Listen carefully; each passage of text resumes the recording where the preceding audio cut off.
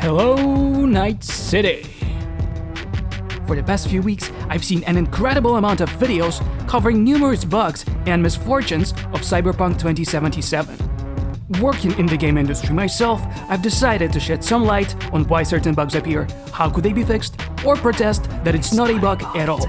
So if you're curious about how game engines work, what's happening behind all the fancy glossy graphics, this video is for you.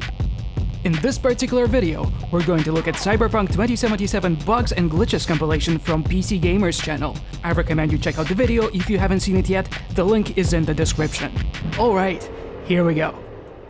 This seemed to be a very common bug in the world of Cyberpunk. First, let's cover the basics of how characters got props to their hands. As you may already know, 3D models have skeletons. Now, to attach a burger to a character, it needs to have a special point in the skeleton where things will get attached to. As you may see on the screenshot that I took from the online documentation for CryEngine, their skeleton has two dedicated bones to attach items to. So, in the animation where the character would be eating, we would place the burger prop on the bone and offset the bone about here, to make the burger aligned with the hand. Maybe something got wrong during the export of animations, or the attachment bone gets disabled and moves to its default position, which is probably somewhere underneath the feet of the character, or they simply forgot to attach the burger in all the animations of eating. It's really hard to tell at this point.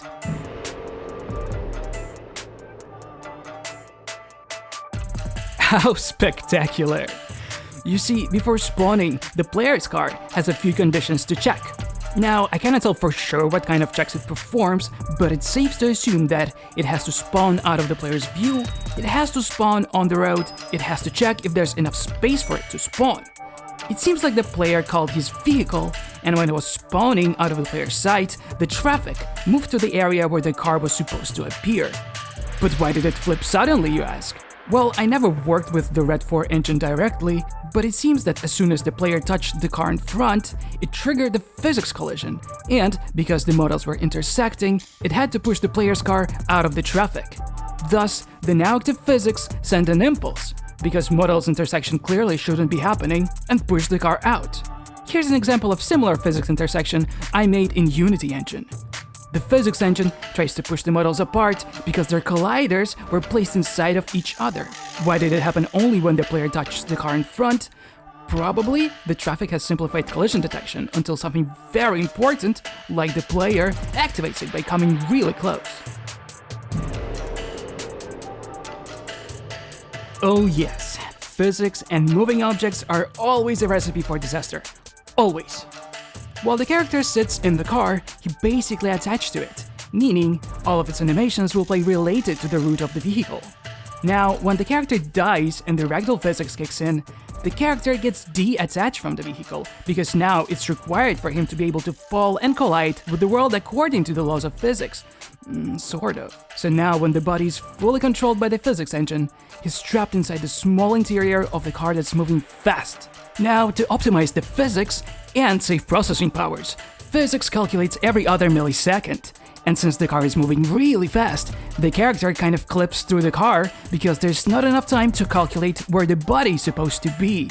But when the frame to calculate physics finally kicks in, the body is halfway through the car already. And just like with the boxes, it shoots it up. Fun fact, because physics in general is costly and buggy, you as the player usually cannot jump in the moving elevator. But maybe we'll cover this topic in my next video. Another fun fact. Cars in traffic are AI agents like any other characters. It seems that cars are trying to avoid something on the road, and they're dead sure there's enough space for them to pass. This is how AI navigation usually works. The AI agent has an area where it's allowed to move. The borders of the area basically mean there's a wall for them and they can't move past it. For the car's AI, the navigation area is the road. And since there are so many cars in this game browsing the streets of Night City, the AI has to cut some corners. For example, they will stop in front of the player or other characters, but won't even register dynamic breakable objects like the fence we're seeing on the video. And since something is lying on the road, they're forced to recalculate their route, but they must not crash other cars and stick to the road. So since they can't register the barriers, they're passing right through them. To cut it short, dynamic breakables aren't registered as navigation mesh obstacles, because destroying them would mean the whole traffic navigation mesh would have to get recalculated every time the barrier breaks. That's how I see it, at least. This one isn't easy to explain without seeing the whole walkthrough. So there's an invisible trigger in front of the door that activates the animation of pushing the player a few steps back to keep him in the designated area. Usually, during one of the dialogues, the trigger will get disabled to let the player pass to the next room. Now it's really hard to tell what went wrong here.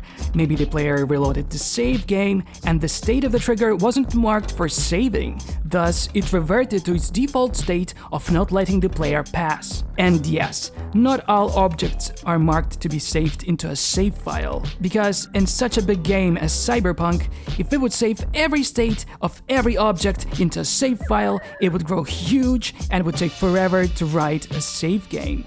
So designers must mark every object they want to be written into a save file manually.